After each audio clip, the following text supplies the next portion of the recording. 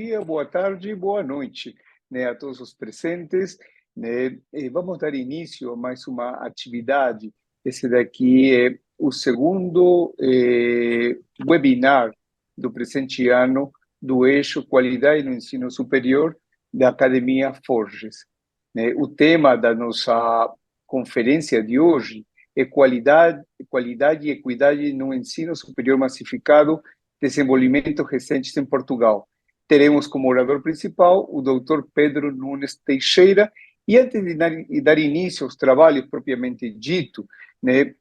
passo a palavra à presidente da nossa associação, a doutora Margarida Mano. Margarida Mano, a palavra é sua, bem-vinda. Muito obrigada, muito obrigada. É um gosto muito grande estar aqui e é, sobretudo, para mim, um privilégio poder ser, digamos, ser presidente de uma rede como esta, em que basicamente tudo acontece claro que com esforço e com trabalho, e aqui dou a minha palavra de louvor a toda a equipa que está no eixo da qualidade, com o Adolfo a coordenar, vamos ter o Olímpio aqui a comentar, mas com o Nobre dos Santos também aqui presente e todos os outros, mas sobretudo que consegue ter um painel como o de hoje. E o painel de hoje merece naturalmente uma palavra especial da minha parte. Nós vamos ter aqui, no fundo, um olhar para a qualidade e a equidade no ensino superior em Portugal, nos desenvolvimentos recentes em Portugal, e vamos ter aqui com um orador que é um amigo da Forges desde há muitos anos, e a Forges não conseguiria chegar como está hoje se não fossem estes amigos que vão contribuindo em gestos simples, mas muito importantes, para estar presente e para dar o seu contributo. Pedro Nuno Teixeira, nosso colega da Universidade do Porto, a pessoa que está à frente e que sempre acompanhou há muitos e longos anos o CIPES, e sobretudo também com funções governamentais, como Secretário de Estado do Ensino Superior,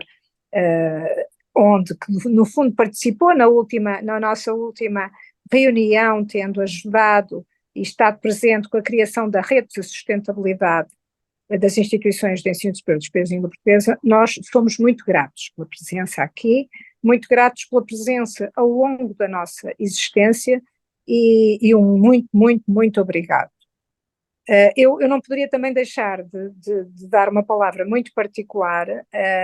a duas pessoas que estão neste cartaz de luz. Por um lado, ao moderador, ao Joaquim Morato, atualmente diretor-geral do Ensino Superior, e enfim, um presente ativo, um ativo da Forges absolutamente essencial, neste eixo da qualidade, com um papel absolutamente essencial e que nunca se furta, apesar das responsabilidades, que nunca se furta a estar presente e a ajudar, e com a sua simplicidade e a sua experiência a dar sabedoria. Portanto, é também, finalmente, uma última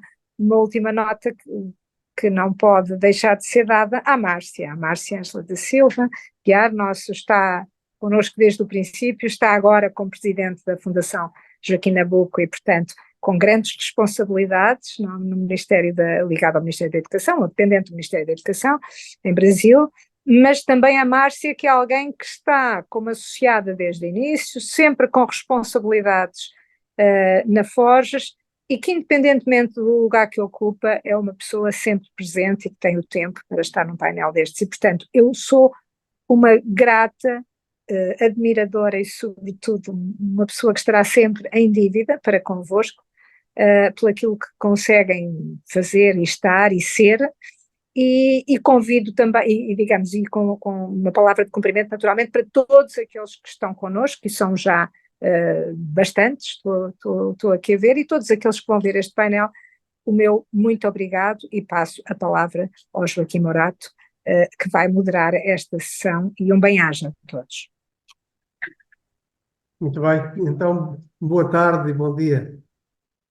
a todos e a todas. Em primeiro lugar, também quero cumprimentar todos os participantes neste webinar, de forma particular, como não podia deixar de ser, o nosso orador de hoje, professor Pedro Nuno Teixeira. É sempre um gosto estar próximo, como devem calcular. Também quero cumprimentar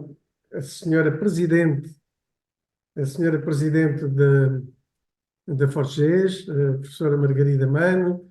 o responsável, digamos assim, o coordenador deste eixo, o nosso amigo.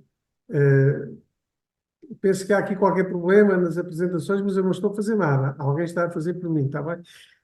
Quero agradecer também ao professor Adolfo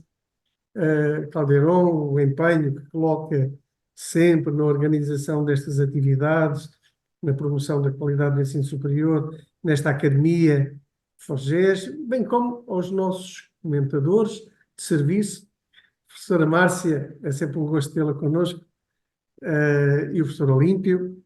que também tem colaborado muito com a Forges. Bem, o meu papel é muito simples, é colocar alguém a falar e dar algumas instruções de como vão decorrer os trabalhos. Mas antes de mais, eu gostaria de salientar aqui uma breve nota acerca deste eixo, do percurso exemplar, diria, que tem feito, e dizer-vos que o tema qualidade no ensino superior está sempre na agenda, está permanentemente na agenda. Não é necessário colocar, ele não sai da agenda, quer queiramos, quer não. E as exigências a este nível vão evoluindo à medida da própria evolução do ensino superior. Diria que a acreditação dos cursos, a acreditação institucional, a acreditação dos sistemas de garantia da qualidade, já correspondem ao que posso designar de pacote básico. Mas hoje na Europa,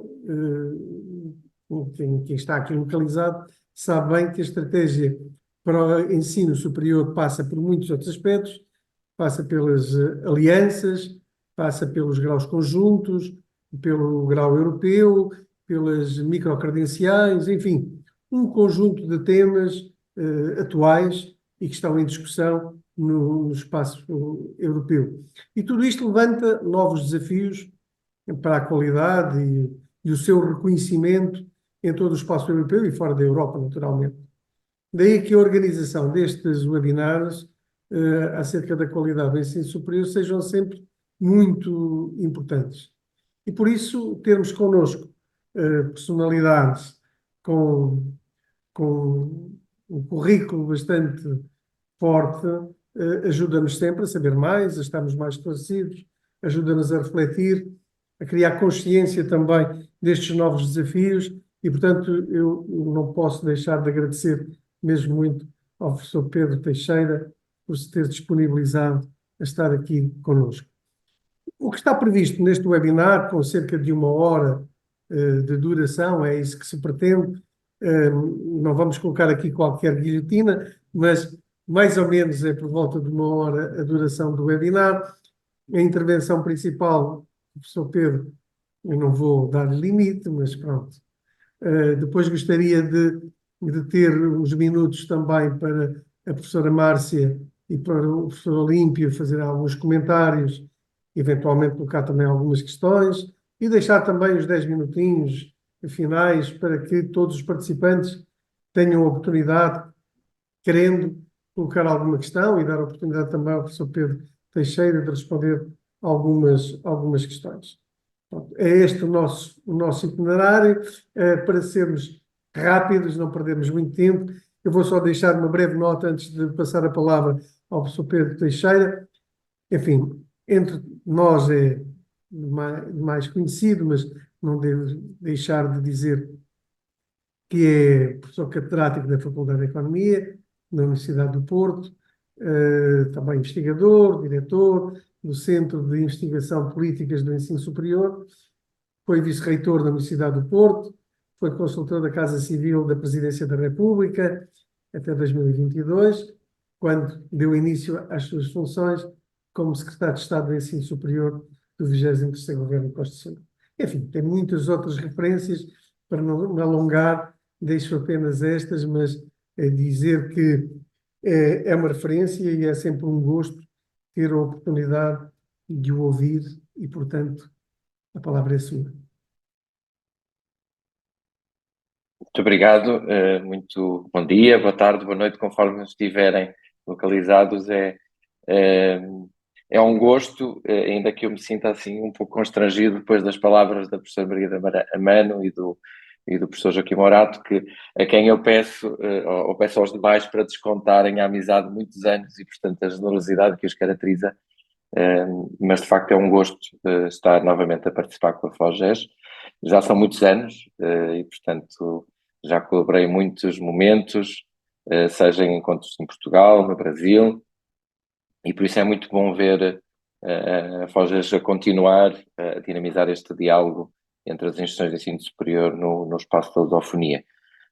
A apresentação que eu vou tentar não descuidar muito em termos do tempo, que o entusiasmo não seja demasiado e, portanto, para termos tempo depois para a discussão, é uma apresentação que reflete um conjunto de preocupações que têm um olhar que eu diria um olhar híbrido. Portanto, é um olhar necessariamente a partir de preocupações e de trabalho de investigação sobre estes assuntos, mas que também, como imaginam, é moldado por aquilo que foram estes últimos 2 anos, e não só, mas sobretudo estes últimos 2 anos com mais responsabilidades. E, portanto, eu hesitei em termos digamos assim, de avançar com uma terceira parte que olhasse mais para essa dimensão, mas eu achei que também era interessante fazermos alguma reflexão conjunta sobre um conjunto de iniciativas que estão em curso, algumas que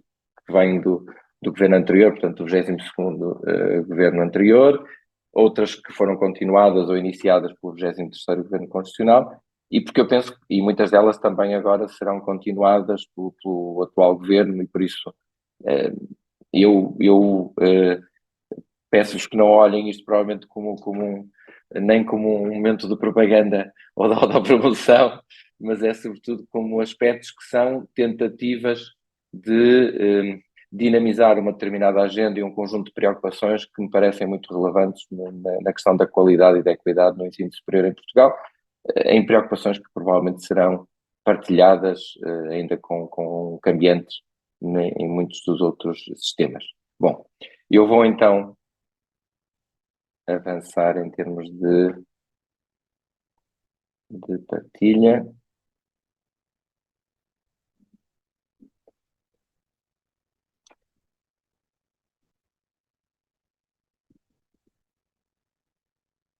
Penso que agora penso que conseguem ver. Muito bem. Então, aquilo que eu queria refletir convosco agora eu penso que serão 20, 25 minutos, eu tentarei manter para não... E por isso alguns dos slides eu ponho-os mais como informação, como ilustração e, portanto, não vou estar a analisar com detalhe, é mais para partilhar um conjunto de informações que eu acho que podem ser relevantes relativamente a alguns dos temas que eu quero tratar e, portanto, não se assustem se eu às vezes acelerar um bocadinho mais em termos dos slides, porque é mais para partilha. O que essencialmente eu queria ver convosco são três notas ou 3 grupos de reflexões essencialmente sumarizadas aqui. Por um lado, a questão do acesso ao ensino superior, que é uma questão que me tem preocupado já há muitos anos e que eu acho que de facto é hoje um aspecto absolutamente crítico no papel do ensino superior, nomeadamente no papel do ensino superior do ponto de vista da equidade e do seu contributo para criar oportunidades de mobilidade social e romper com mecanismos de transmissão da desigualdade e da pobreza. E isso diz-nos a experiência de muitos países que é de facto algo bastante mais complexo e porventura hoje mais complexo do que era há algumas décadas. Um segundo momento em que eu gostaria de refletir e depois, ou seja, os alunos entram no ensino superior, o que é que nós estamos a fazer, como é que estamos a lidar com uma população crescente e também cada vez mais diversa, no sentido de ter um percurso formativo de sucesso, quer, digamos assim, dentro das instituições de ensino superior, quer depois na transição para a vida profissional, que é também um teste à nossa capacidade, à qualidade e à relevância daquilo que nós fazemos no ensino superior. E depois uma terceira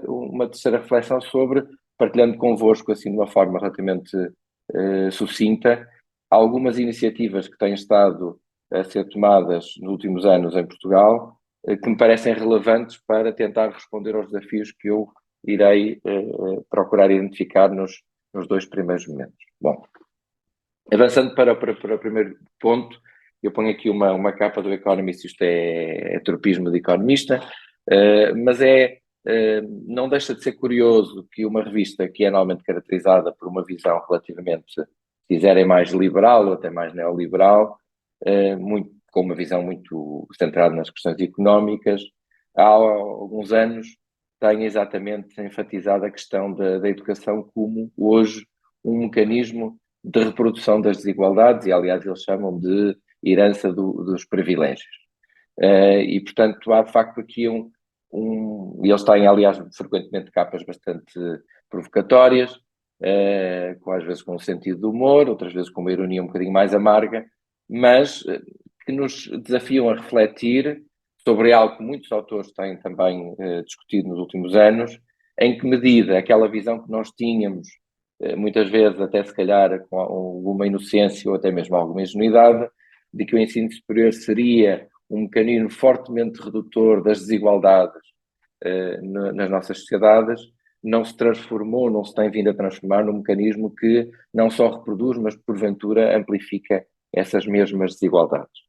E um dos aspectos que eu penso que é central neste processo nesta tensão que nós, na forma como nós olhamos para o papel do ensino superior do ponto de vista de igualdade, desigualdade, é que, de facto, nós observamos que há benefícios muito significativos associados à formação superior, ou seja, há desde logo uma fronteira, uma barreira significativa entre quem chega ao ensino superior dos nossos jovens e quem não chega ao ensino superior, que eu chamaria, digamos assim, uma velha desigualdade, ou seja, quem é que tem acesso à universidade, à formação superior e todos os benefícios, quer do ponto de vista económico, de emprego, de salário, mas também de outros que têm sido estudados e até bastante valorizados, mesmo não só pela investigação, mas mesmo pelos organismos internacionais. Por exemplo, a OCDE, no Education at a Glance, crescentemente nos últimos anos, tem apresentado dados sobre benefícios sociais e benefícios não monetários associados ao ensino superior, na saúde, no comportamento cívico, em muitos outros aspectos, na segurança, etc, etc. Não vou detalhar, e portanto nós temos a noção de que há muitas vezes uma fronteira, uma divisão clara nas nossas sociedades entre quem tem formação e quem não tem formação superior, mas temos também a emergência de novas desigualdades entre os próprios diplomados, ou seja, estes benefícios associados à formação superior já não são idênticos para todos, e os valores médios sabemos que as médias são muitas vezes enganadoras, mas são crescentemente enganadoras, ou seja, são crescentemente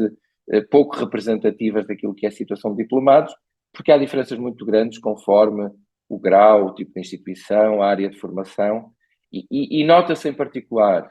em Portugal como em muitos outros países,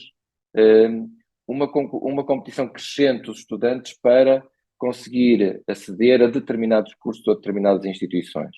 E aqui o contexto familiar, quer do ponto de vista cultural, quer do ponto de vista económico, tem de facto um peso muito significativo, e eu gostaria apenas de partilhar convosco alguns dados, só para ilustrar a questão da competição de que eu estou a falar. Isto são dados de anos recentes de Portugal, do Concurso Nacional de Acesso, que é a via privilegiada de entrada. Cerca de 70% dos novos estudantes que entram no ensino superior em Portugal entram por esta via, e é sobretudo a via privilegiada para os estudantes que seguem um percurso do ensino secundário linear de acesso ao ensino superior e que seguem as vias mais tradicionais, ou seja, aquilo que é o ensino secundário científico-humanístico. E só para terem uma ideia, reparem, nós estamos a falar, o que é que nos diz estes dois quadros? Na parte de cima, aquilo que são, muitas vezes nós chamamos de programas de elite, programas de excelência, ou seja, notas em cursos que têm uma nota mínima de entrada de 17 valores sobre 20, portanto, uma nota muito alta, isso como nota mínima, e depois um nível um bocadinho mais abaixo, baixando um valor, mas ainda assim notas bastante altas, uma nota mínima de 16 valores em 20. O que é que nos dizem estes dados? É que estes cursos que têm estas características, que são uma pequena parte do total de cursos, estamos a falar no caso, na primeira parte, de menos de 10% dos cursos, quase 50% dos candidatos no último ano que nós tínhamos aqui dados, quase 50% colocaram esta possibilidade como uma opção, e por isso, de facto, há aqui uma concentração muito grande de um número crescente de estudantes nestes cursos e nestas instituições.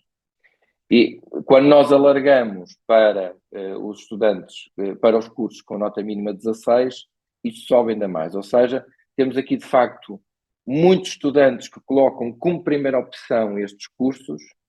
e ainda um número mais significativo que uma das 6 opções que coloca são precisamente estes cursos. E, portanto, significa, nós estamos a falar de um sistema nacional, para aqueles que não conhecem também o sistema, portanto, em que todos os estudantes concorrem com todos, para todas as instituições públicas,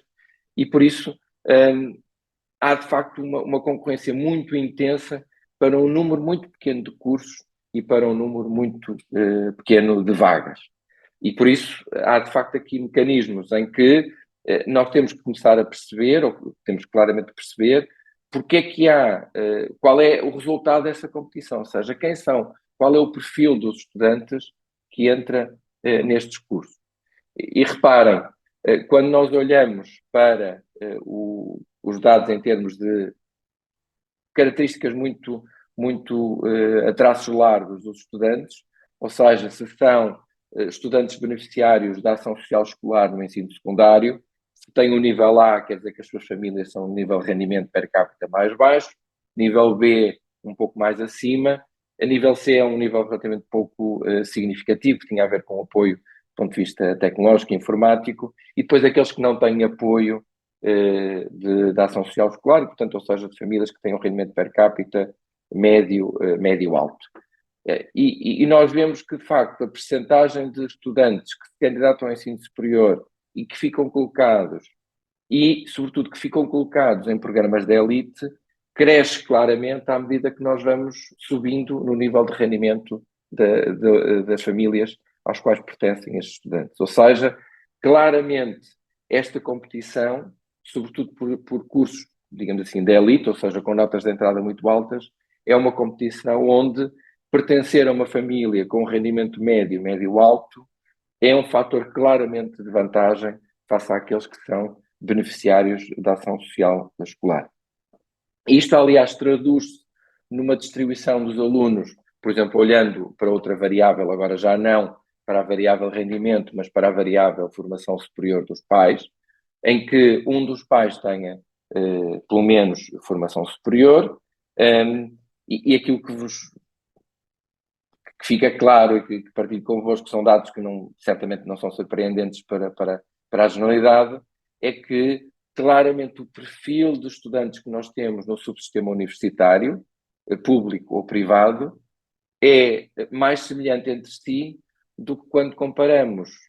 com o subsistema politécnico, seja ele público ou seja ele privado. Ou seja, a percentagem de estudantes cujos pais têm formação superior, ou pelo menos um deles tem formação superior, é manifestamente mais elevada no subsistema universitário do que o subsistema politécnico. E, aliás, veem que a diferença, portanto, as duas linhas de cima são as primeiras universidades privadas e depois as universidades públicas, relativamente próximas, e depois o ensino privado politécnico e o ensino público, o politécnico público. Portanto, veem que há de facto aqui perfis diferentes,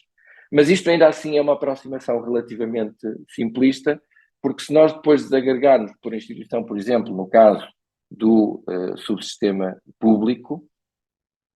vemos que a percentagem de novos estudantes que têm, que pelo menos um dos pais tem formação superior, é de facto também ela muito diferente,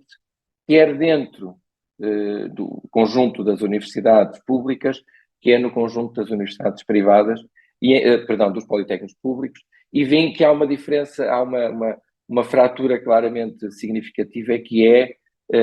sobretudo do lado das universidades, entre as universidades que estão situadas nas grandes áreas metropolitanas próximas do litoral, ou seja, Lisboa, Porto, Coimbra, Minho, Aveiro,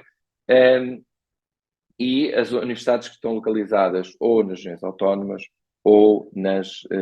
em zonas do interior, e o mesmo padrão se observa, porventura menos extremado no caso do subsistema politécnico, mas apesar de tudo também aqui com algumas diferenças significativas, onde o perfil dos novos estudantes que entram nas instituições politécnicas públicas em Lisboa e em menor medida no Porto é claramente diferente daquilo que é, por exemplo, noutras instituições politécnicas do interior. E quando nós cruzamos isto com a dimensão instituição, subsistema e área de formação, observamos duas coisas que são particularmente interessantes. Primeiro, que há de facto também diferenças. A variável área de estudos é uma variável significativa do ponto de vista também da composição socioeconómica, mas mesmo dentro de cada uma destas áreas de estudo, nós vemos que há claramente perfis diferentes para a mesma área de estudo, e é certo que nós estamos aqui a trabalhar com áreas de educação e formação, espectro ainda assim relativamente largo, ou seja, se nós fôssemos a um nível ainda mais detalhado, isso seria ainda mais notório. Não temos o mesmo perfil socioeconómico de novos estudantes nas universidades, sejam elas públicas ou privadas, nem nos institutos politécnicos ou nas escolas politécnicas, sejam elas públicas ou privadas. E, portanto, a questão da desigualdade tem todas estas nuances que se cruzam entre localização geográfica, tipo de instituição, área de formação, e que, portanto, para percebermos em que medida o ensino superior está ou não a criar oportunidades para aqueles que não estariam se não chegassem ao ensino superior, ou está a ser um mecanismo claramente reprodutor destas desigualdades, de facto nós temos que ir olhando de uma forma relativamente mais agregada para todas estas dimensões. E eu avançava, como disse que não queria, de facto, para termos tempo para discussão, para um segundo conjunto de questões, que é, já percebemos que temos uma população crescente e uma população relativamente diversa a chegar ao ensino superior. Os percursos que cada uma delas segue são também diferentes, mas é preciso também depois olhar o que é que acontece depois desta entrada. Portanto, muitos dos dados que eu vos apresentei são dados para novos estudantes e depois. E eu enfatizo muito este e depois, porque, por exemplo, no caso do sistema português, eu creio que durante muito tempo o sistema, e esta parece-me de facto uma questão bastante importante do ponto de vista, sendo este um eixo de discussão da qualidade no ensino superior, esteve, dizia eu, o sistema muito centrado na maximização do número de entradas, ou seja, a grande variável que as instituições se preocupavam, que os diretores de curso, diretores de escola se preocupavam é se as vagas estão todas preenchidas, se os alunos, quantos alunos entraram, até qual foi a nota de entrada dos estudantes. E eu penso que nós não tínhamos o mesmo nível de atenção e de preocupação depois com o resto do percurso dos estudantes. Algo que, obviamente, é algo paradoxal, sobretudo para uma audiência que está preocupada com as questões da qualidade, mas de facto eu penso que isso era muito visível, de tal forma, eu disse no início que ia ter cuidado com aquilo que ia dizer porque estava a ser gravado, mas se nós perguntássemos a muitos diretores de curso, ou perguntássemos a muitos diretores, já para não falar de diretores de faculdade, de escola ou de instituição, se sabiam qual era a percentagem dos seus estudantes que abandonavam ao final de um ano, ou que não terminavam o curso, ou que terminavam o curso no período que era suposto,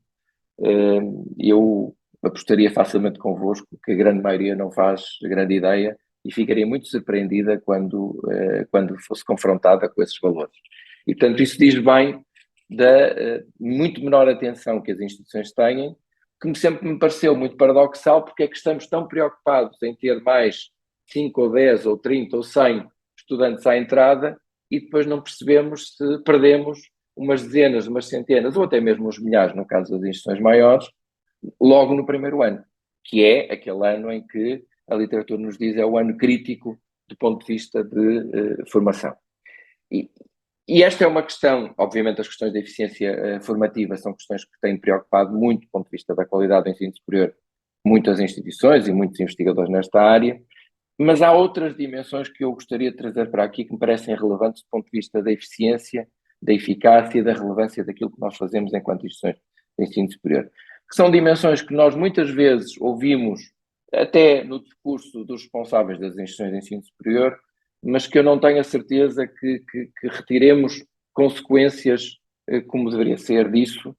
Nós muitas vezes falamos que estamos numa sociedade a enfrentar grandes transformações do ponto de vista tecnológico, do ponto de vista social, do ponto de vista económico. Ou seja, que o mundo que os nossos estudantes atuais e futuros vão enfrentar é um mundo muito diferente daquele que nós enfrentamos ou que enfrentaram os nossos diplomados que terminaram as formações há 10, 15, 20 anos. E, no entanto, por um lado, eu penso que nós não incorporamos essa reflexão naquilo que nós ensinamos, no modo como nós ensinamos e no modo como nós avaliamos, ou seja, quais são os resultados da aprendizagem que nós queremos ter das nossas formações. Também não creio que ainda tenhamos tirado devidas consequências do ponto de vista do nosso papel na formação ao longo da vida, porque nós dizemos que os nossos futuros diplomados vão enfrentar um mundo de grande mudança, e eu tenho aqui apenas um exemplo de um relatório recente do World Development Report, que chama a atenção exatamente para esta mudança no contexto do trabalho.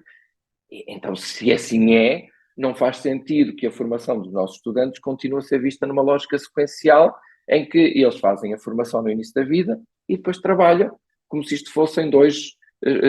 bocados compartimentados e que não se cruzassem, que não se sobrepusessem. Ora, aquilo que estas dinâmicas, do ponto de vista tecnológico, do ponto de vista económico, do ponto de vista societal, nos chamam a atenção, é que esta relação entre o trabalho e a formação é hoje uma relação cada vez mais sobreposta e interpolada. E, portanto, isso chama-nos também, enquanto instituições de ensino superior, a desempenhar um papel crescente do ponto de vista da formação ao longo da vida. E isso necessariamente obriga-nos a ter instrumentos, quer por um lado para promover mudanças do ponto de vista pedagógico, do ponto de vista curricular, e por outro lado de monitorizar o percurso dos nossos estudantes, seja numa fase inicial, seja numa fase já intermédia de intervenção no mercado de trabalho. Eu vou partilhar agora muito sucintamente alguns dados, não queria de facto também demorar muito sobre isso, mas era apenas só para, a traços muito largos, deixar 2 ou 3 notas. A primeira é que, por exemplo, quando nós olhamos para a OCDE, nós temos mais de 1/5 dos estudantes abandona a sua formação e há um número muito significativo que termina muito tardiamente as suas formações. E, portanto, esse é claramente um grande problema, sendo que o primeiro ano, conforme eu dizia há pouco, é o ano crítico, ou seja, uma parte significativa, mais de metade do abandono, ocorre exatamente no primeiro ano. Esse é o ano crítico do ponto de vista da integração pessoal e do ponto de vista académico dos estudantes e, portanto, é aí que nós devemos ter uma particular atenção, porque é, de facto, um período de grande transição para muitos estudantes, não só porque mudaram do nível de ensino, mas porque muitas vezes mudaram de cidade, deixaram o seu contexto familiar, de amigos, etc. E, portanto, há uma dimensão de desenraizamento que coloca desafios muito significativos em muitos casos. No caso de Portugal tem, aliás, um resultado melhor que a média da OCDE, portanto, não é um daqueles aspectos onde Portugal tem um desempenho pior, sendo que tem diferenças muito claras entre o tipo, quando nós olhamos para o tipo de formações, e eu podia detalhar, a nossa Direção-Geral de Estatísticas de Educação e Ciência tem feito uma monitorização regular disto, e, portanto, quando nós aqui tem apenas a indicação relativamente aos tipos de graus, mas, por exemplo, se nós olhássemos para as áreas de formação também encontraríamos diferenças, para o tipo de instituição também encontraríamos diferenças, ou seja, este aspecto cruza-se com alguns aspectos que eu há pouco vos dizia, que é cursos onde os estudantes entram com notas mais altas, em primeiras opções, com um nível socioeconómico mais elevado, são muitas vezes cursos que têm melhores resultados do ponto de vista dessa eficiência formativa. E, portanto, se nós queremos que o percurso dos estudantes que vêm de origens socioeconómicas mais desfavoráveis seja um percurso de sucesso, um percurso que os qualifique para um futuro também ele mais bem-sucedido, nós temos que ter uma particular atenção. E há um dado que eu gostaria de partilhar convosco que me parece muito importante, que é quando nós comparamos as taxas de abandono, ou seja, alunos que não terminaram os cursos ou não estão inscritos, portanto, que abandonaram o ensino superior português ao fim de um ano, esses resultados são significativamente melhores para os estudantes bolseiros, ou seja, claramente aqueles estudantes que vêm do contexto socioeconómico mais desfavorável, que muitas vezes vêm de famílias em que são a primeira geração a entrar no ensino superior, o facto de terem bolsa, não só do ponto de vista, eu diria, do ponto de vista financeiro é relevante, mas porque a manutenção dessa bolsa exige uma taxa de aprovação de pelo menos 60% desses créditos, os créditos aos quais o estudante está inscrito. E, portanto, tem aqui um efeito de estímulo para que o estudante faça um maior investimento, para não perder a bolsa, e, portanto, claramente os resultados que nós temos do ponto de vista de abandono são muito melhores para os estudantes bolseiros do que para o conjunto do universo dos estudantes, e isso é válido quer para os testes, para os cursos técnicos de especialização profissional, quer para as licenciaturas, quer para os mestrados integrados, ou seja, qualquer uma das vias de iniciação dos estudantes ao nível do ensino superior. E, portanto, isto chama-nos a atenção para um aspecto que eu acho que é muito importante e que é muito positivo, é que a ação social faz a diferença. Ou seja, claramente, nós podemos chegar a mais estudantes em termos de apoio financeiro, podemos fazê-lo de uma forma rápida e com um reforço da capacidade financeira pode ter um efeito muito significativo também do ponto de vista de abandono, sendo que nós sabemos que a questão do insucesso e do abandono é uma questão mais complexa, envolve outro tipo de fatores e, portanto, temos perfis diferentes, mas esta é uma dimensão que seria particularmente importante. Avançando para outra dimensão, digamos assim, de transição para o mercado de trabalho e no fundo, de teste da qualidade e da relevância daquilo que nós fazemos ao nível da formação superior. Conforme eu dizia, eu penso que nós ainda temos muito caminho para fazer do ponto de vista da monitorização dos diplomados em termos no mercado de trabalho em Portugal. Em particular, nós não tínhamos até recentemente um instrumento nacional comparável, sistemático, e aproveitamos recentemente, portanto, em 2021, Portugal candidatou-se, e depois isso foi continuado, a participar num projeto piloto dinamizado pela Comissão Europeia, que é o chamado Eurograduate, para monitorizar não apenas a situação dos diplomados no mercado de trabalho, mas qual é a sua visão sobre que competências o ensino superior desenvolveu, como é que isso compara com aquilo que são as exigências no mercado de trabalho, de que é que eles sentem falta do ponto de vista de capacidades, qual o seu grau de satisfação, passado algum tempo, sobre aquilo que foi a sua formação superior face ao seu percurso no mercado de trabalho. E, portanto, o relatório de Portugal, o relatório nacional, foi divulgado em janeiro deste ano e acho que tem um conjunto de elementos muito, muito interessantes. Aliás, depois as instituições receberam, cada uma das instituições recebeu um relatório já mais detalhado com informação sobre os seus próprios diplomados. Portanto, o relatório nacional é um relatório mais agregado, mas depois cada instituição recebeu informação mais detalhada, que eu penso que é particularmente relevante, não apenas ao nível da reflexão que cada instituição pode fazer sobre a formação inicial e as necessidades de mudança ao nível da formação inicial, mas também perceber as oportunidades que existem de oferecer formação ao longo da vida que possam ajudar os nossos diplomados a continuar a ter um percurso bem-sucedido em termos de mercado de trabalho. E eu aqui vou ser particularmente sucinto, e eu apenas queria, porque não vou estar a analisar com detalhe os dados, queria só dar-vos uma ideia do tipo de dados que este estudo recolheu e que nos permite ter uma visão não apenas para o conjunto do sistema, por áreas de formação, por tipo de instituições, ou seja, público-privado, universitário, politécnico, em que o estudo comparou duas coortes de diplomados, aquelas que terminaram o curso em 2016, 2017 e em 2020, 2021, ou seja, permite-nos comparar também qual é a situação dos nossos diplomados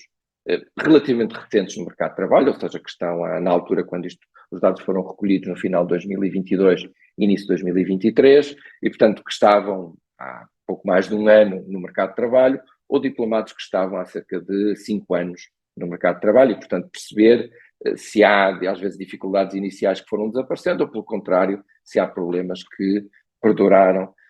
E portanto aquilo que nos diz, por exemplo, o relatório, são dados sobre o ambiente de aprendizagem, de acordo com o tipo de instituição ou de acordo com a área de educação e formação, se são aulas mais expositivas, se são modelos de ensino-aprendizagem mais orientados para a resolução de problemas, se são modelos híbridos com estas duas componentes ou outros.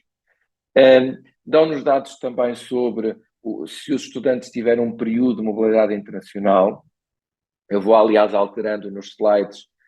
digamos assim, a variável âncora, se é o tipo de instituição, se é o grau, para vos dar a ideia, mas depois no relatório e no estudo tem tudo isto sistematicamente para cada uma destas variáveis âncora e para cada uma destas questões, ou seja, para cada um dos aspectos que eu vos vou mostrar, tem toda a análise do ponto de vista detalhado, mas é apenas só para ilustrar, e portanto qual é a percentagem de estudantes que teve uma experiência internacional. Como é óbvio, os diplomados que terminaram em 2020, 2021 têm uma quebra muito significativa do ponto de vista de mobilidade internacional, porque apanharam exatamente o período da pandemia e, portanto, sofreram significativamente, restrições significativas do ponto de vista desta mobilidade. Mas temos dados, por exemplo, acerca da satisfação que os estudantes têm genericamente sobre a sua formação superior, ou seja, se a posteriori se sentem muito satisfeitos ou muito insatisfeitos, e de uma forma geral, o panorama que nós tiramos é que os estudantes, muito homogeneamente, quer relativamente ao tipo de instituição, ao grau, ou à área de formação, têm um nível de satisfação muito significativo, muito grande, e isso, dado que a amostra é uma amostra muito grande, estamos a falar de mais de 30 mil respostas, e por outro lado, de que muitas vezes nestes inquéritos quem se manifesta é quem está mais insatisfeito, portanto o resultado é um resultado muito positivo. Ou, por exemplo, a situação em termos de emprego, ou seja, se estes estudantes já estão empregados, estão desempregados, ou se estão inativos. Ou seja, os estar inativos muitas vezes são estudantes que prosseguiram estudos, e isso, por exemplo, se eu vos mostrasse os dados da coorte de 2020, ou seja, aqueles mais recentes, veríamos que a percentagem daqueles que estão inativos, ou seja, continuaram a estudar, é muito mais significativa, porque muitos deles continuaram para, por exemplo, para mestrado, ou os dos CTESPs continuaram para a licenciatura, e por isso não estão ainda no mercado de trabalho, porque fizeram a opção de continuar e prosseguir os seus estudos. Ou, por exemplo, o tipo de contrato que têm, ou seja, qual é a percentagem desses estudantes que têm um contrato de trabalho sem termo, ou seja, que têm uma situação mais estável, seja por tipo de instituições, seja por tipo de grau, seja por coorte, ou seja por área de formação. E um dos aspectos que é visível é que, à medida que se prolonga o período no mercado de trabalho,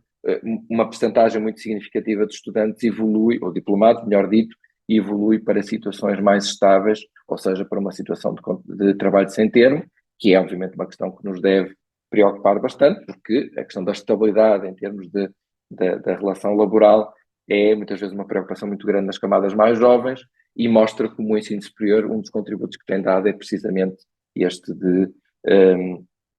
maior estabilidade. E depois, um outro aspecto que também aparece é quando nós perguntamos aos diplomados como é que isto se compara relativamente se eles sentem que a sua formação está ao nível daquilo que era exigido, ou se está demasiado, foi excessiva relativamente àquilo que são as exigências no mercado de trabalho, ou que estão aquém, ou seja, se estão alinhados, subeducados ou sobreeducados. Também aqui teríamos muitos elementos, e portanto as instituições depois têm aqui muitos elementos para refletir sobre o sistema. Ou, e este slide vai ser um pouco pior, porque de facto são muitas características, depois é perguntado, isto é só para chamar a atenção, de quão detalhado e quão rico é o inquérito. O questionário era muito grande, o que, de facto, termos tido tantos diplomados a responder é muito significativo, acerca de competências específicas, por exemplo, a capacidade de se exprimir com clareza, pensamento analítico, o domínio da sua área de formação, etc. Portanto, houve muitas questões que foram colocadas. Bom, eu acho que já estou um bocadinho a esgotar o tempo, e por isso queria só, de uma forma muito breve,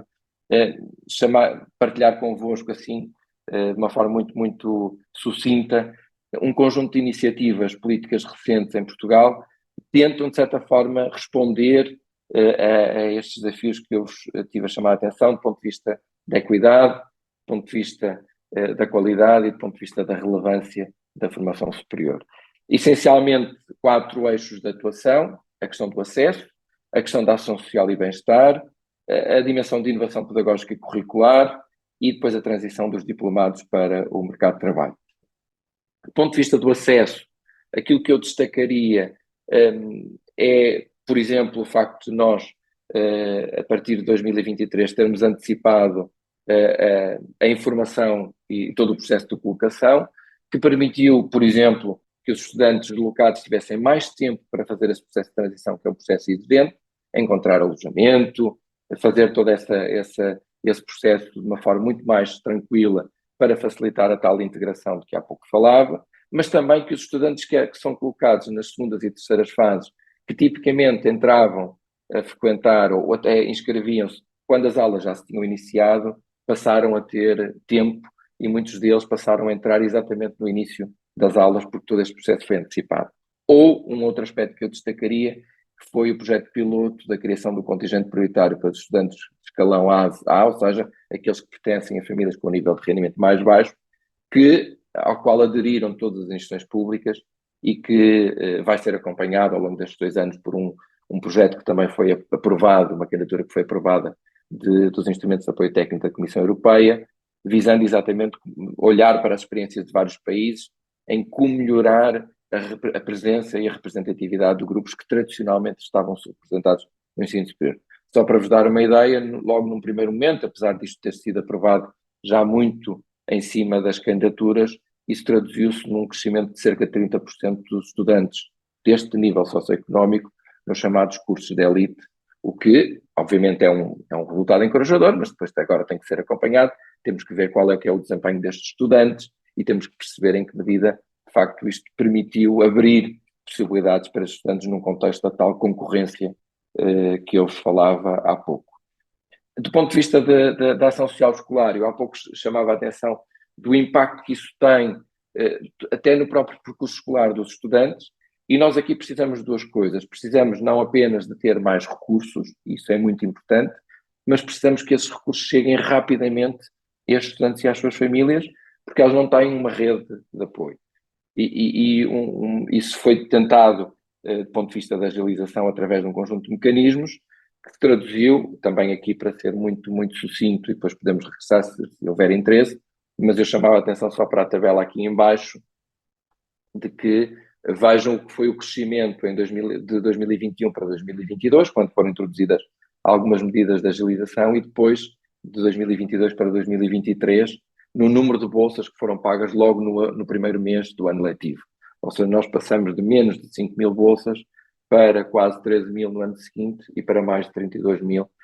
neste ano letivo. E, portanto, só o processo de agilização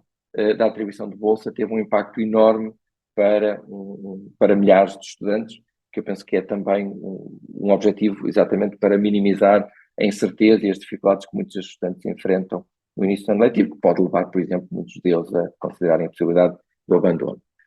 Uma segunda nota relativamente à questão da ação social, uma questão que é hoje uma questão muito importante em Portugal, mas é também em muitos outros países, mesmo da Europa, países, digamos assim, que nós consideramos relativamente mais ricos, que é a questão do alojamento.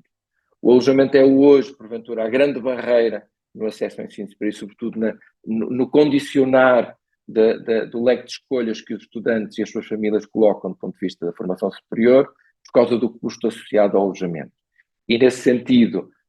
aquilo que tem sido trabalhado são 2 tipos de respostas. Uma resposta, digamos assim, mais imediata, mais conjuntural, que é o apoio financeiro a estudantes que não conseguem ter lugar nas residências universitárias porque elas são manifestamente escassas face à procura e, portanto, possibilidade de pagar esse apoio aos estudantes bolseiros, que só para vos dar uma ideia, portanto, esta tabela do lado esquerdo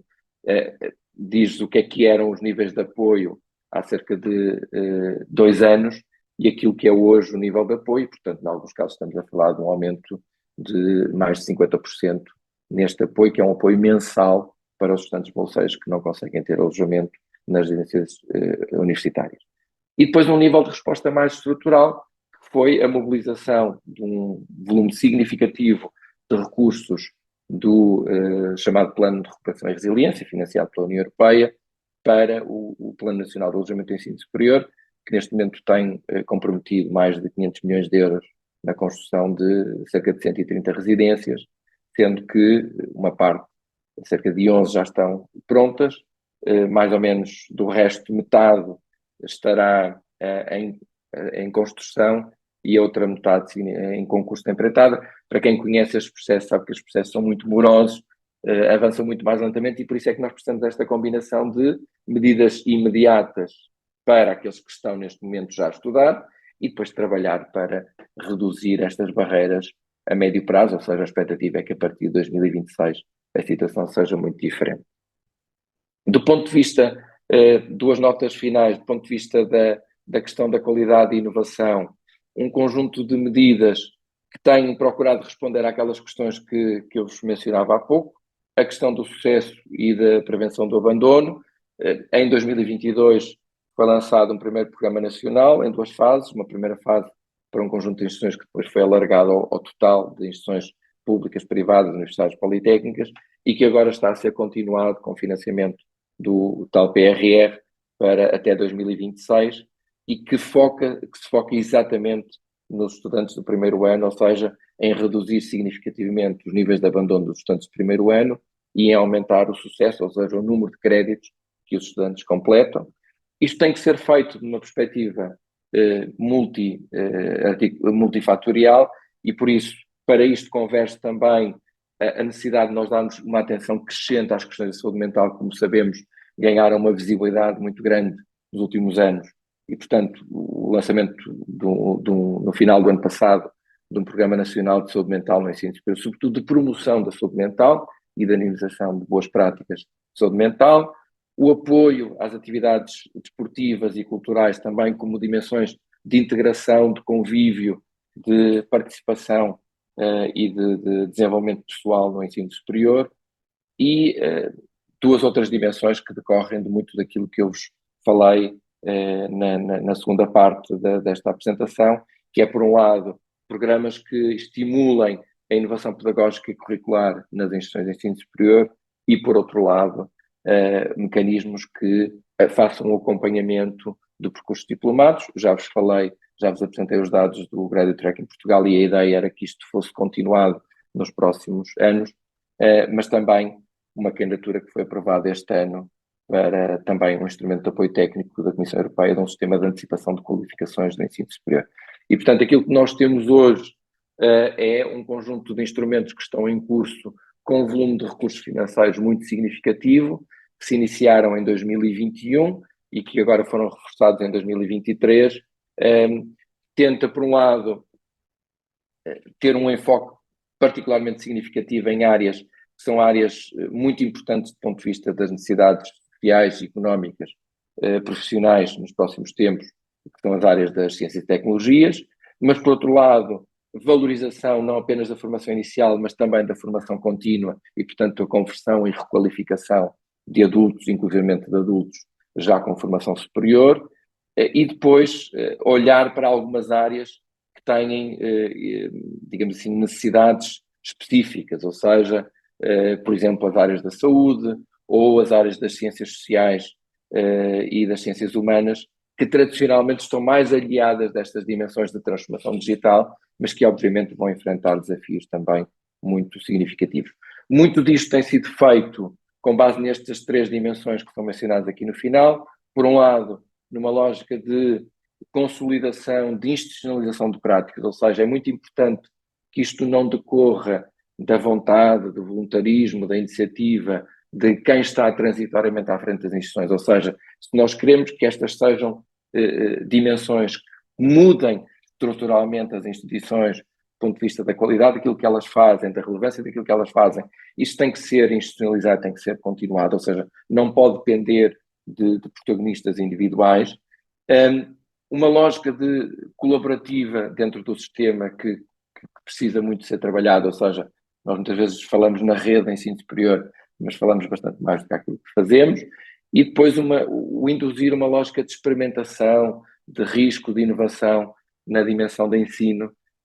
que de facto ainda está muito incipiente e, portanto, nos parece que é muito importante se nós quisermos, de facto, acompanhar as tais transformações que é preciso ter do ponto de vista da qualidade daquilo que nós fazemos em termos da formação superior e da relevância e do reconhecimento disso em termos do mercado de trabalho.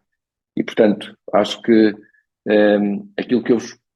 procurei partilhar assim, eu sei, de uma forma muito, muito acelerada, cobrindo muitas coisas, é que, de facto, se nós queremos ter uma visão que favoreça e que promova a qualidade e a equidade no ensino superior, nós temos de ter uma abordagem integrada, ou seja, que olhe para a entrada dos alunos no ensino superior, para o seu percurso e depois para a transição para o mercado de trabalho e, inclusivamente, para o acompanhamento desse percurso no mercado de trabalho e do seu desenvolvimento profissional. Precisamos de ter abordagens que sejam multifacetadas para estas dimensões e, portanto, precisamos de trabalhar questões de dimensões financeiras, mas temos de trabalhar também dimensões de bem-estar, dimensões de integração e de inovação. E isso passa, e esta era a última nota que eu faria, também por fortalecer a capacidade estratégica e institucional das nossas instituições de ensino superior. Ou seja, muito deste esforço que tem vindo a ser feito nestas iniciativas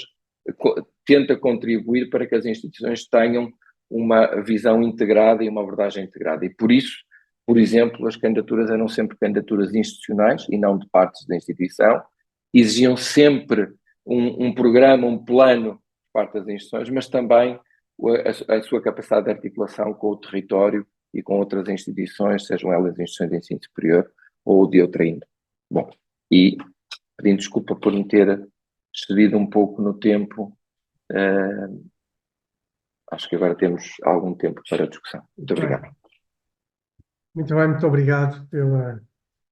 pela intervenção, muito obrigado pela partilha. Fica aqui muita informação, que não é fácil digerir assim muito rapidamente, mas eu vou dar alguns minutos, quer à professora Márcia, quer ao professor Olímpio, para tecer alguns comentários e, se quiserem deixar algumas questões, e depois permitia que também todos os participantes, enfim, aqueles que entenderem, também deixassem alguma questão para que o professor Pedro Teixeira pudesse responder.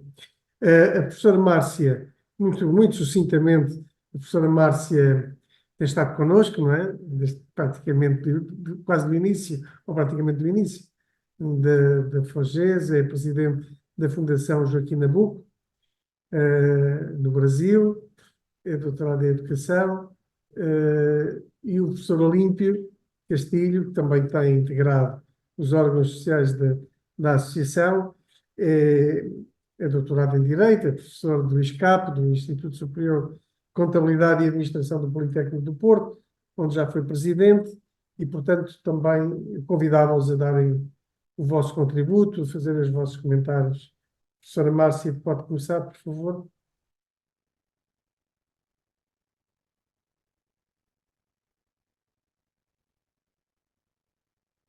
Não a estamos a ouvir porque está... E agora? Agora sim. Tá bom. Então, bom dia, não é? Bom dia, boa tarde, boa noite. Então, a todos, a todas. Inicialmente, eu queria expressar que me sinto honrada em participar desse momento aqui, nesse grupo tão seleto. Agradecer a nossa querida Margarida Mano, também ao nosso querido Adolfo, por proporcionar essa oportunidade de ouvir, né, o Joaquim Morato, o Pedro Nuno Teixeira, ser da minha alegria exatamente poder compartilhar essas discussões que estão importantes no cenário da educação superior. Eu fiquei muito impressionada com a qualidade, né, da apresentação do seu Pedro Nuno Teixeira e o que demonstrou, né, algo que às vezes é difícil de ser feito, que é apresentar um diagnóstico da situação da educação superior do país e, ao mesmo tempo, apontar quais são os principais problemas e trazer para todos nós aqui uma visão das diversas iniciativas e ações com relação a esses problemas. Então, o que nós tivemos aqui, e eu entendo que essa é uma das maiores contribuições, é de explorar, não é, no caso, a questão do acesso e fazendo essa relação com as condições socioeconômicas dos estudantes que estão participando desses processos educativos e demonstrando, mais uma vez, né, que essas condições, elas impactam não somente no acesso, como elas impactam na qualidade da educação superior. E abordar de uma forma que, mostrando que esses fatores, eles estão muito interrelacionados. E acho que tem uma opção política na própria apresentação do seu Pedro Nuno Teixeira, porque ele poderia vir e apresentar somente dados estatísticos, até aparentemente neutros, mas eu acho que ele não fez isso. Então, ele mostrou, né, que a qualidade da educação superior ela está diretamente relacionada às condições concretas de vida desses estudantes. Então, foi o que me chamou mais atenção, é de que, na realidade, ao tratar do acesso, particularmente da qualidade, então mostra de forma muito clara de que os problemas econômicos das famílias, então, que levam, né, que tenha tanta diversidade no sentido de escolha mesmo das instituições de ensino superior, né, e veja, algo que me chama a atenção é uma concentração exatamente naqueles cursos de elites, as instituições que estão nesse patamar, e a busca, né, de todos, quase que é o sonho, né, da ascensão socioeconômica via exatamente o ensino superior. E, ao mesmo tempo, o que foi aqui, o que se mostrou é o abandono, não é? Quer dizer, é uma expulsão do sistema no primeiro ano para boa parte desses estudantes. Então, eu queria, não é, até perguntar ao professor e fazer, não é, assim, uma indagação. Então, veja, essas medidas, a minha pergunta é, essas medidas que estão sendo tomadas atualmente, que buscam, não é, mitigar, minimizar os problemas relacionados ao acesso e à qualidade, eles estão essas medidas, essas iniciativas, elas estão sendo monitoradas no sentido de verificar se efetivamente essa ação de proteção, digamos, da saúde mental. Então, um exemplo, porque nós sabemos, e em algum momento também nos seus quadros isso foi apontado, eu percebi, em algum momento tinha lá, acho que um quadro que falava Covid, né, aparece numa desses quadros. Eu digo assim, nós tivemos, em todos os países, toda uma propostas no sentido de minimizar os problemas no período da pandemia, né? Então, temos lições tiradas desse momento, e aí, no caso, essas iniciativas que estão sendo propostas, então, elas estão considerando essa experiência durante a pandemia, do ponto de vista tanto da organização de espaços de aprendizagem, como também com relação a iniciativas junto aos estudantes, teve alguma repercussão, né? A minha pergunta é essa, o que foi como uma política de mitigar os problemas da pandemia, no que diz respeito à educação superior. Então, essa aprendizagem, isso foi incorporado, não é, nessas iniciativas agora, porque quando vai falar ação social, e no caso, uma ação no sentido da saúde mental, então, isso é algo que foi pensado, foi proposto nesse momento, ou se isso é resultado também desse período tão longo em que a educação superior, né, teve que encontrar meios de atender, de tentar minimizar os problemas causados pela pandemia. Essa é uma questão que eu estou colocando. E a outra, reitero, que é, essas iniciativas, elas começam também a serem monitoradas para ver os efeitos mais imediatos e o que sinaliza em termos de políticas mais efetivas. Então, para mim, seriam duas questões que eu colocaria em termos que me chamou mais a atenção na sua exposição e que eu gostaria de ouvi-lo mais a respeito dessa dimensão da política como uma resposta a problemas concretos que esses estudantes eles enfrentam. E sim, outra coisa que eu queria também dizer, e aí destacar mesmo desse trabalho, é que no momento que, durante a exposição, eu fiquei pensando, esse trabalho ele levanta uma série de questões para os estudiosos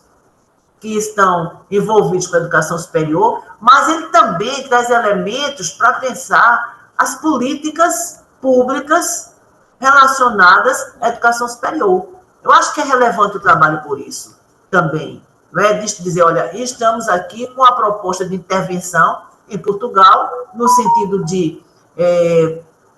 dar respostas imediatas a questões de acesso e de qualidade da educação, e isso, portanto, também sinaliza algo que é novo, visto de uma forma mais coordenada, é novo, e o que é que significa isso e os impactos que podem trazer com relação a estudos e políticas em outros países. Daí a importância dos estudos comparativos. Então, no Brasil, nós temos esse tipo de estudo que foi levantado em cima das questões que foi levantada, temos alguns, mas nessa forma que foi apresentado, de imediato,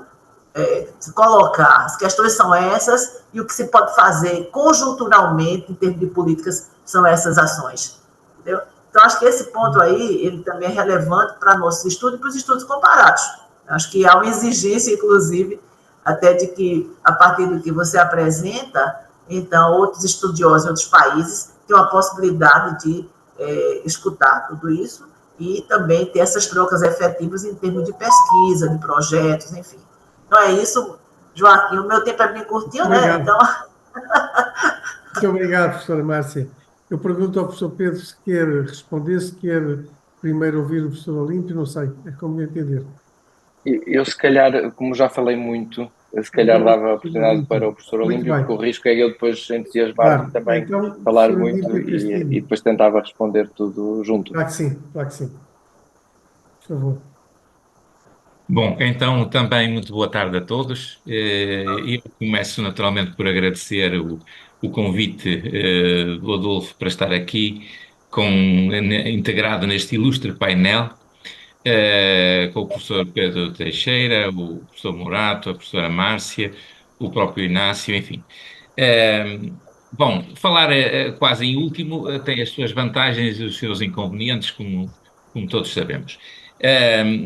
Eu, se me permitem, fazer aqui um brevíssimo resumo da apresentação e depois, a partir daí, fazia alguns comentários. Portanto, o professor Pedro Teixeira, no fundo, abordou três aspectos diferentes, ou três questões que se interligam, naturalmente.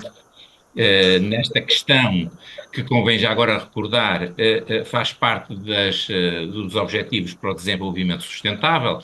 integra a Meta 4, a questão da equidade, concretamente, na educação, e, portanto, dizia eu que ele falou aqui no acesso ao ensino superior, a expansão e as desigualdades, as questões relacionadas com a eficiência e eficácia formativa, designadamente a qualidade e a relevância da formação,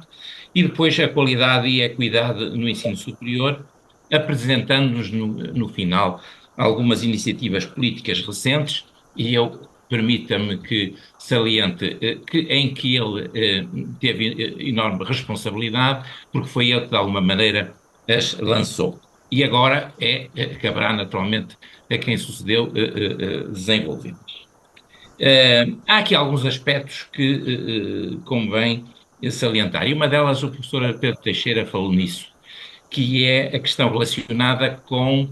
o sucesso educativo. Por vezes há muita preocupação, e bem, diga-se passagem, em garantir o acesso a todos, independentemente das suas condições económicas, mas depois parece que se perde aí muito do fogo inicial, ou seja, os estudantes entram no ensino superior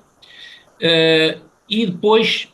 quantos é que efetivamente desses concluem com sucesso esse percurso formativo e quantos o acabam por abandonar e neste caso, quais as principais razões por que os fazem. Já há alguns anos alguém me dizia, bom, é muito interessante as políticas de alguma maneira facilitam o acesso, nomeadamente os contingentes, mas depois a seguir pouca gente se preocupa em garantir que esses alunos que entram em diferentes condições têm também uma diferente formação. Porque o problema é exatamente esse. Quantas instituições de ensino superior praticam uma formação diferenciada em função, precisamente, do diferente contingente de alunos que recebem todos os anos? Foi aqui falada a questão do primeiro ano, é crítico, sempre foi, o primeiro ano, um ano crítico no abandono. Foi aqui falado também o papel relevantíssimo da ação social no sucesso educativo. E foi-nos aqui apresentado alguns estudos sobre a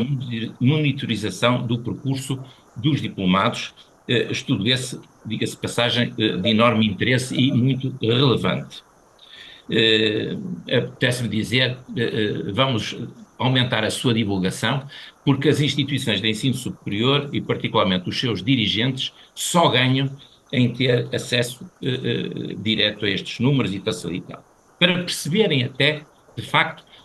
aonde é que podem estar os problemas e que tipo de soluções poderão adotar.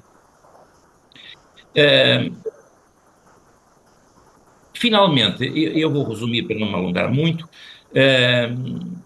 foi aqui deixado no fim um caminho de promoção de maior foco na ação das instituições de ensino superior, evitar a dispersão e a fragmentação. Não posso estar mais de acordo. A questão, e partia aqui para uma pergunta que lhe ia fazer, é esta: como é que olha precisamente para a questão que há bocadinho falei, a diferente formação dentro das instituições de ensino superior para os diferentes públicos que ela acedem. Constata que as instituições têm revelado preocupação com isso ou de alguma maneira se têm mostrado aliadas, e é um problema que verdadeiramente os docentes e só eles, alguns, se vão preocupando com isso. Uma outra questão, não foi aqui abordada, mas permitam-me que a lance, porque acho que começa a ter enorme relevância para esta questão da equidade, é do ensino à distância. Hoje aponta-se que já perto de 20% das matrículas a nível mundial dizem respeito ao ensino à distância, que pode, de facto, desempenhar um importante papel na redução da equidade, ou não. Então, era essa a questão que eu lhe punha. Como pensa que o ensino à distância pode contribuir para aumentar a equidade no ensino superior, mantendo naturalmente a qualidade? E muito obrigado por esta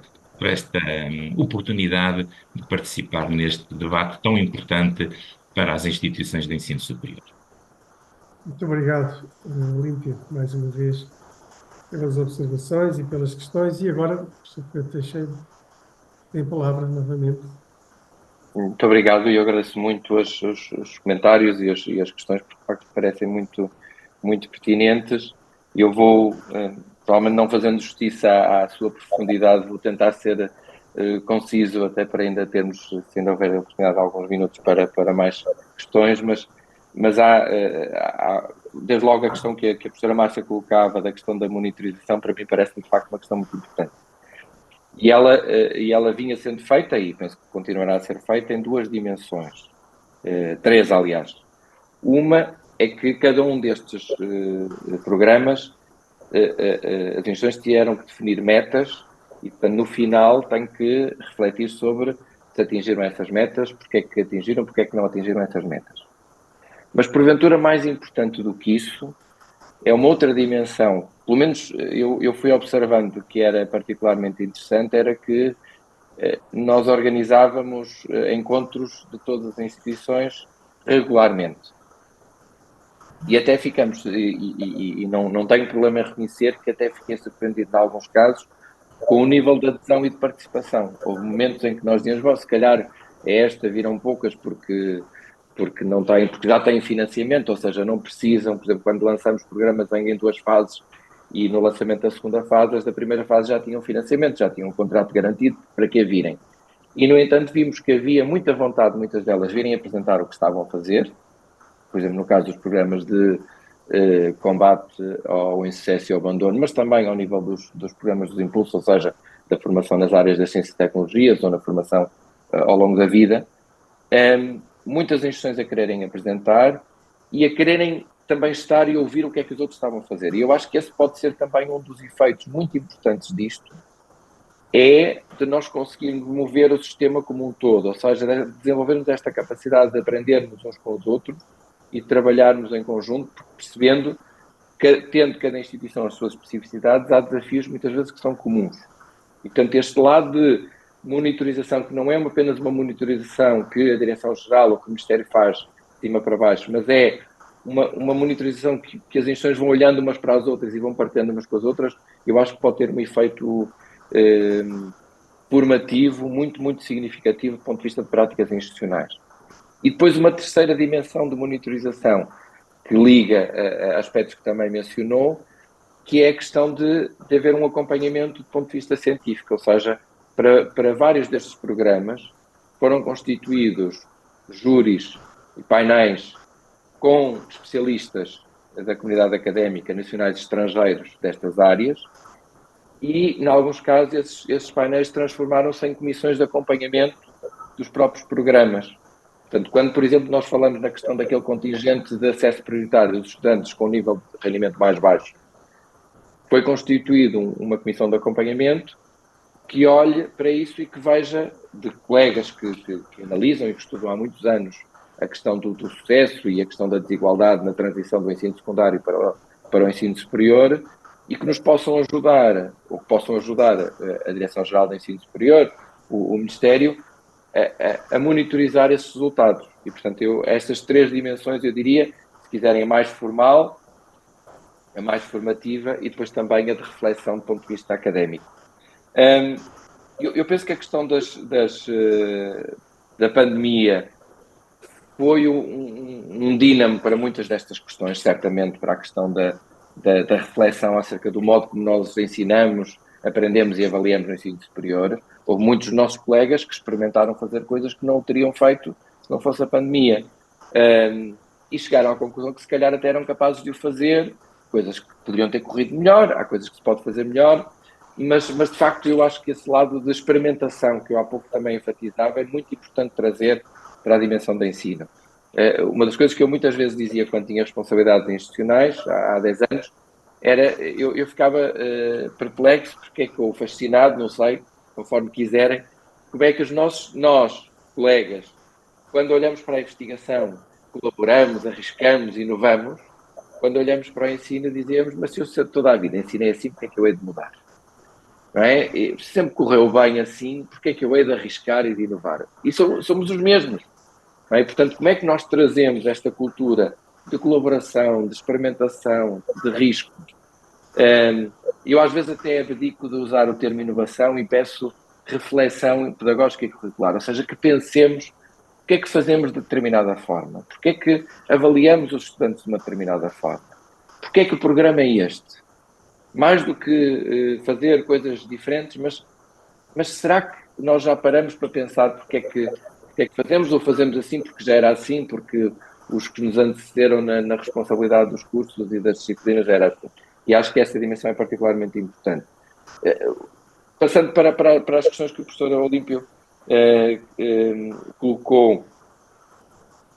eu de facto revejo muito daquilo que mencionou e reforço nesta questão da perda de fôlego, não é? Da perda de preocupação na própria questão dos contingentes. E por isso é que eu digo, e insisti sempre, que esta questão, por exemplo, do contingente para os estudantes do escalão A deveria ser acompanhado com um projeto piloto durante 2 anos. Ou seja, nós temos que perceber se realmente isto trouxe mais estudantes para o ensino superior, se trouxe mais estudantes para estes cursos que abrem mais possibilidades de futuro para a medicina, da engenharia, da economia, etc.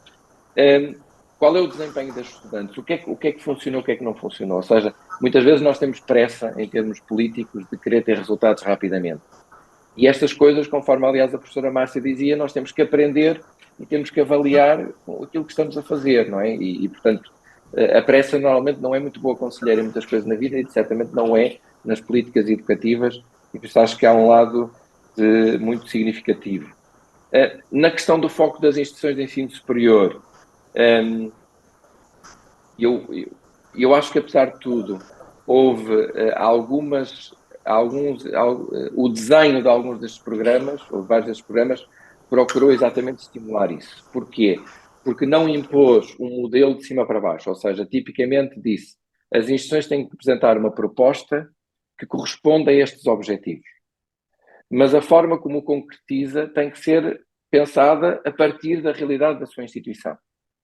E isso, que mais uma vez é algo que dá algum trabalho e que eu acho que é um caminho que está insuficientemente consolidado no sistema, mas nós temos que estimular as instituições a pensar o que é que querem fazer e como é que querem fazer o que estão a fazer. E não de olhar para o lado e dizer, ora bem, o vizinho do lado está a fazer isto e eu vou fazer igual, não é? Até pode olhar para as experiências dos outros, mas como é que aquilo é relevante ou em que medida aquilo é relevante e pode ser utilizado na minha instituição? Portanto, eu acho que há aqui, de facto, um esforço de ter uma visão a partir da instituição e da institucionalização da instituição. Até em dimensões que, para mim, por exemplo, são muito significativas, porventura, pelo meu percurso institucional. Ou seja, eu venho de uma instituição grande, diversificada, descentralizada, e onde o risco é que a instituição não ande toda ao mesmo ritmo. E o professor Olímpia é também de uma instituição que tem características muito semelhantes, ou não fôssemos, aliás, conterrâneos, e, portanto, também grande, descentralizada, e o risco é que uma parte da instituição avança mais rapidamente e as outras ficam para trás. E a ênfase na lógica de isto tem que ser uma política institucional que seja transversal a toda a instituição, é também, eu penso, um contributo para esse foco. Ou seja, o que é que a Universidade de X ou o Instituto Politécnico Y, portanto, querem fazer do ponto de vista, e não a escola A ou a faculdade B, que é o risco que muitas vezes que existe de uma certa pulverização e de uma certa fragmentação. Portanto, do ponto de vista da saúde mental, por exemplo, nós temos o trabalho muitas vezes feito subsidiariamente ao nível das escolas e das faculdades, mas como é que a instituição, qual é a visão da instituição para isto? Não é? Como é que isto se articula no seu conjunto? A mesma questão do ponto de vista da formação pedagógica dos docentes, dos programas de mentoria, etc, etc. Não é? Eu acho que há aqui uma preocupação e isso pode ajudar também naquele aspecto que eu acho que queria enfatizar, que é cada instituição ter uma estratégia, um projeto próprio, não é? E eu acho que as políticas devem também contribuir para isso, para definir orientações que sejam transversais ao sistema, mas depois a forma como isto é agarrado ou concretizado por cada instituição tem que ter aqui alguma latitude, porque as instituições são de facto muito diferentes na sua dimensão, são muito diferentes na sua ancoragem territorial, são muito diferentes na sua diversidade disciplinar, no seu grau, no seu modelo de governo, e portanto eu acho que aqui também era uma questão muito importante. Finalmente, e para terminar, na questão do ensino à distância, e até nos formatos híbridos, que eu acho que é, porventura, até o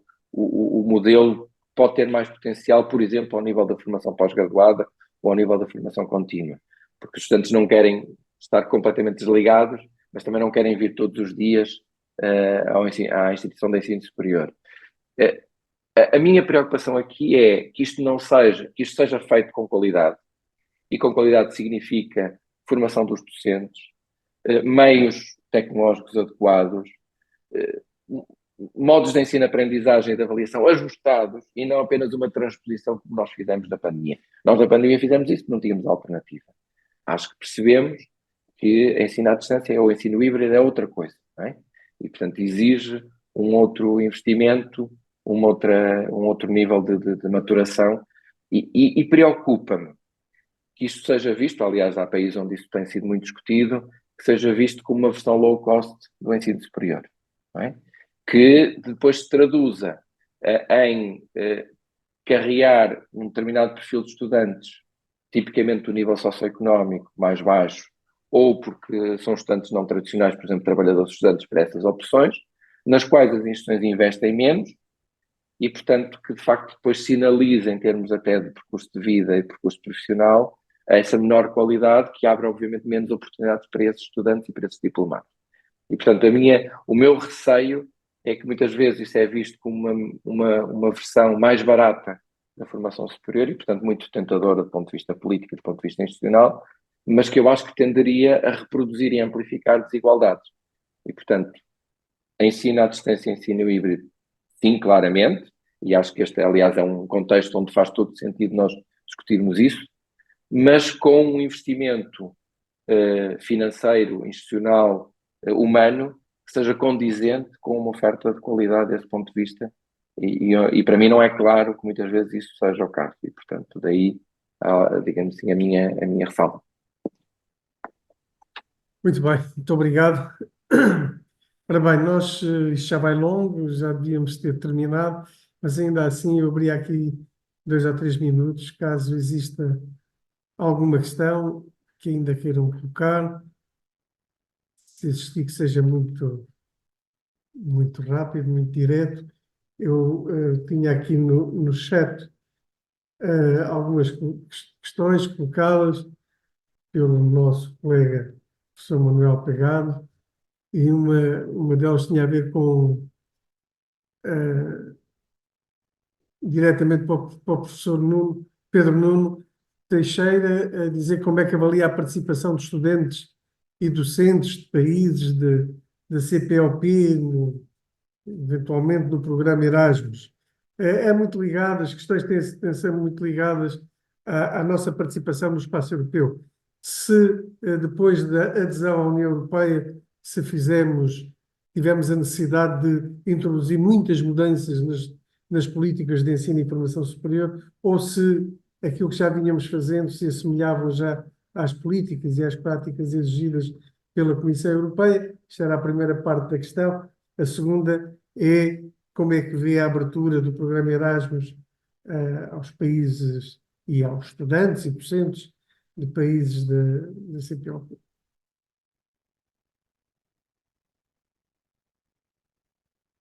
Muito bem. As questões são bastante amplas e, portanto, eu vou conter-me porque de facto já me excedi muito. Relativamente à questão das políticas europeias, eu acho que aí acho que há de facto uma oportunidade. Nós temos neste momento até a possibilidade, com acordos com países terceiros, de participação em termos dos programas de mobilidade, e acho que de facto deveríamos usar isso como instrumento de consolidação de redes entre instituições de ensino superior. Até porque, do meu ponto de vista, isso aliás ficou na estratégia de cooperação para o desenvolvimento de Portugal, nós deveríamos apostar mais numa lógica de qualificação das instituições do que de qualificação dos indivíduos. Ou seja, acho que deveríamos progressivamente reduzir a tónica na lógica de atração de estudantes, por exemplo, do país da CPLP para Portugal, e crescentemente favorecer uma lógica muito mais de articulação. E é por isso, por exemplo, no programa de bolsas de doutoramento, que foi relançado no final do ano passado pelo governo português, uma das condições foi que para o nível de doutoramento, que era a parte da qual era responsável na altura a época o Ministério da Ciência, Tecnologia e Ensino Superior, é que os estudantes os candidatos à bolsa de doutoramento tivessem 2 orientadores, um orientador em Portugal e um orientador no país de origem. E que houvesse financiamento para uma parte do trabalho de campo ser desenvolvido no país de origem e o próprio orientador da instituição portuguesa pudesse passar tempo na instituição de origem do candidato. E, portanto, eu acho que nós deveríamos trabalhar mais numa lógica de relações institucionais e que qualifique e, portanto, que aumente o potencial educativo e científico das instituições de origem desses países com os quais nós temos uma relação, obviamente, historicamente muito, muito significativa, e por isso o aproveitamento que possamos fazer das redes europeias e do financiamento europeu, eu acho que deveria ser subordinado a uma lógica muito mais de colaboração institucional e não de atração de estudantes. Relativamente à questão do desempenho dos estudantes, uma das coisas que foi feita também, eu não queria amassar-vos com muitas coisas, mas uma delas foi de facto, dar continuidade a um grupo de trabalho que tinha sido feito sobre a integração e o percurso dos estudantes estrangeiros em Portugal, onde foi dada particular atenção aos estudantes PALOP e Timor-Leste, por serem uma comunidade muito importante e por serem uma comunidade que muitas vezes está em desafios grandes do ponto de vista da sua integração, até do ponto de vista financeiro, económico, linguístico, etc. E por isso foi feito, o relatório foi apresentado no início deste ano, com um conjunto de recomendações, algumas das quais já foram integradas, por exemplo, ao nível dos regimes especiais, como seja a questão do desenvolvimento de um ano propedêutico, um ano zero de apoio a estes estudantes, mas há outras coisas que podem ser feitas no sentido de exatamente contribuir para uma melhor integração e maior sucesso desses estudantes no seu percurso formativo em Portugal. Isso liga, aliás, a uma questão que o professor Olímpio ainda há pouco mencionava, de facto nós temos instrumentos diversificados para responder a uma população que também ela é crescentemente diversificada, não apenas do ponto de vista socioeconómico, mas, por exemplo, do ponto de vista internacional. E isso passa por dimensões de apoio socioeconómico, mas passa também por dimensões pedagógicas e curriculares. Eu não tenho tempo para agora estar a explorar, mas acho que é mais ou menos óbvio para todos nós que nós lecionarmos conteúdos e avaliarmos os estudantes da mesma forma como fazíamos quando tínhamos 99% dos estudantes portugueses ou que tinham feito o ensino secundário em Portugal, quando passamos a ter, em muitos casos, metade dos estudantes são estudantes que vêm com percurso pré-universitário noutros países, é absurdo. E, portanto, nós temos, de facto, de ser capazes, por isso é que eu falava há pouco, por causa daquilo que a professora Márcia dizia, de pedir mais reflexão pedagógica e curricular, ou seja, de nós repensarmos, se nós continuarmos a dar os mesmos exemplos, continuamos a fazer exatamente as mesmas coisas, ignorando que a audiência que está à nossa frente é hoje uma audiência muito mais diversa, é incompreensível e, portanto, nós temos, de facto, que encorajar essa reflexão, certamente dos docentes, mas acho que as instituições têm uma responsabilidade e que não podem apenas delegar nos próprios docentes ou até mesmo nos diretores dos cursos. Vou pedir desculpa, não vai ser possível continuarmos, porque já excedemos, de alguma forma, aqui o tempo que tínhamos para este webinar. Resta-me agradecer mais uma vez a participação de todos, o contributo do professor Pedro Teixeira,